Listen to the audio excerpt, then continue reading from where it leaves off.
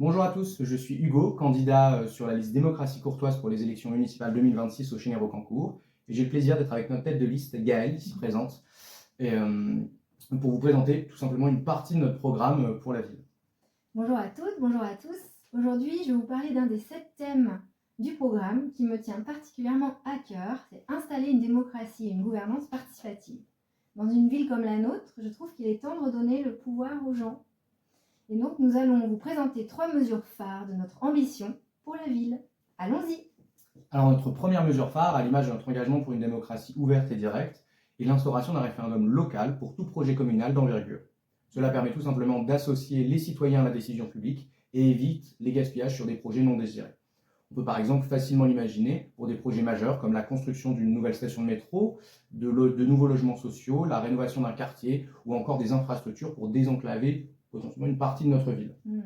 Comme par exemple un quartier qui commencerait par le bourg de Rocan. Oui, je t'arrête là, Gaël. Oui, c'est bien ça, un exemple pris au hasard parmi tant d'autres. Hein.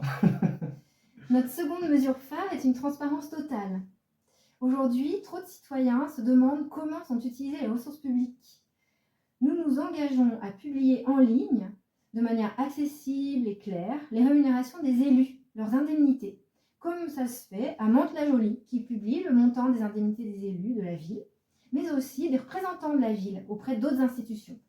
Et pourquoi? Parce que la transparence renforce la confiance. C'est une démocratie moderne où rien n'est caché. Tout simplement. Une troisième mesure phare ici présentée est de confier 10% du budget d'investissement à un conseil du budget participatif. Concrètement, 10% du budget d'investissement annuel de la ville sera géré directement par vous, les citoyens. Un groupe d'habitants peut ainsi proposer des idées ou des projets. Ensuite, la commune fait une analyse technique pour tout simplement vérifier la faisabilité, la légalité et le chiffrage du projet. Et enfin, on peut imaginer un vote en fait, pour définir quel projet sera prioritaire sur l'autre avant une mise en œuvre du projet ou des projets par la ville. Donc ça inclut la rédaction d'un cahier des charges, les travaux bien sûr, et enfin l'inauguration du projet. Voilà une mesure concrète qui donne réellement du pouvoir aux citoyens. Je ne te le fais pas dire, Gaël, et c'est d'ailleurs, comme tu le sais, au cœur de notre raison d'être, associer les citoyens à la décision publique. Ouais, merci pour ce partage, Hugo. Et en résumé, avec la transparence, les référendums locaux et le budget participatif, nous voulons construire une gouvernance démocratique et proche des personnes.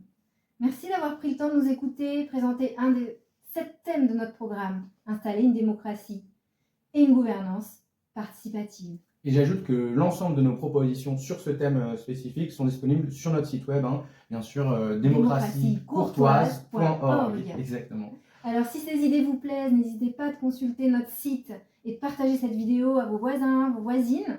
Et au plaisir de se croiser dans notre belle ville.